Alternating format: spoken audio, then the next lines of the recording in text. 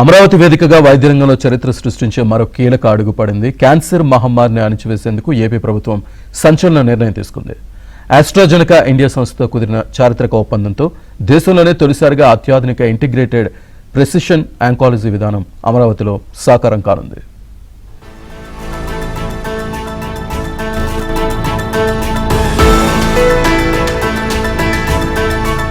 Cancer చికిత్సలో జన్యుపరమైన పరిశోధనలకు పెద్దపీట వేస్తూ అమరావతిలో ఇంటిగ్రేటెడ్ జెనోమిక్ సొల్యూషన్ సెంటర్ ఏర్పాటు కానుంది.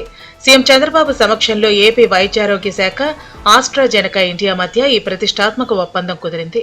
రిలయన్స్ కు చెందిన స్ట్రాండ్ లైఫ్ సైన్సెస్, QRAI సంస్థలతో కలిసి ఆస్ట్రాజెనెకా ఈ ప్రాజెక్టును ముందుకు తీసుకెళ్లనుంది.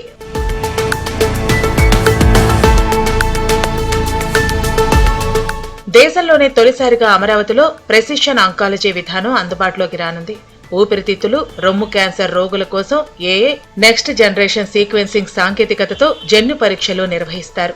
అలాగే ప్రభుత్వ ఆసుపత్రుల్లో ఏఏ ఆధారిత ఎక్స్రే వ్యవస్థల ద్వారా క్యాన్సర్ ను ప్రారంభ దశలోనే గుర్తించి రోగి శరీర తత్వానికి తగ్గట్టుగా వేగంగా చికిత్స అందిస్తారు.